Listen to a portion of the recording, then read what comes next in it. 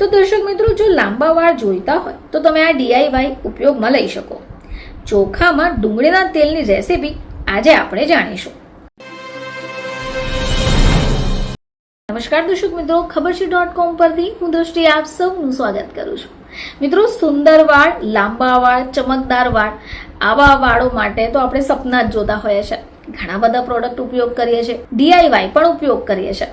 હવે ઘણીવાર એવું થાય છે કે અમુક પદાર્થોનો ઉપયોગ આપણા માટે હાનિકારક થઈ શકે. વાળ ખૂબ ખરવા લાગતા હોય છે. આવામાં તમારે ખૂબ ધ્યાનપૂર્વક જે કોઈ પણ પદાર્થનો ઉપયોગ કરો છો તે ઉપયોગમાં લેવું જોઈએ. કહેવાનો અર્થ એ છે કે તમે જે ઉપયોગમાં લઈ રહ્યા છો એની આડઅસર આપની ઉપર પડે છે કે કેમ તે તપાસવી પડશે. આજે આપણે જાણીશું કે તમારા વાળ ચમકદાર લાંબા કઈ રીતે થઈ શકે.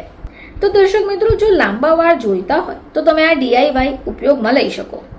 ચોખામાં ડુંગળીના તેલની રેસીપી આજે આપણે જાણીશું. તો આના માટે તમને સામગ્રી જરૂર પડશે, જેમાં તમને જોઈશે 2 ડુંગળી, 1 કપ ચોખા, 2 કપ પાણી, 1 કપ સરસવનું તેલ, 1 ચમચી મેથીના દાણા. હવે 1 કપ ચોખાને 2 કપ પાણીમાં તમારે પલાળવા દેવાના છે.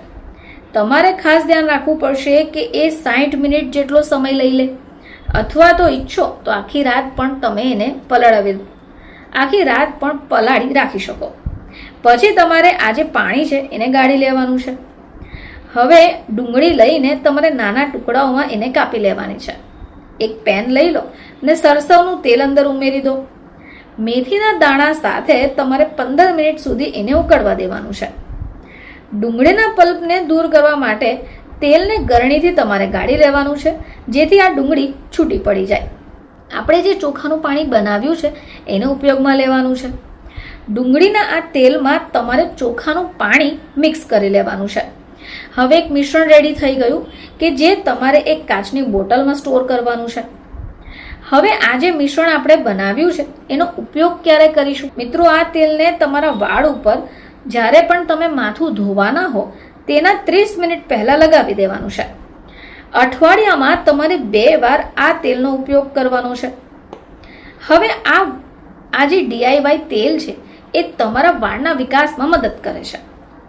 રિસર્ચ ગેટ અનુસાર ચોખાનું પાણી અને ડુંગળીનું તેલ તમારા વાળના વિકાસમાં મદદ કરશે.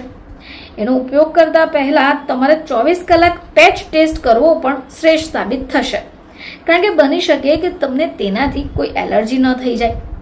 એટલે આ કાળજી રાખવી પણ જરૂરી છે. જો તમે પોતાના વાળને લાંબા કરવા ઈચ્છતા હોય, મજબૂત કરવા ઈચ્છતા હોય તો તમે આ DIY ટ્રાય કરી શકો. ફરીથી તમારી સમક્ષ હાજર થઈશું. ત્યાં સુધી જોતા રહેજો ખબરછે.com.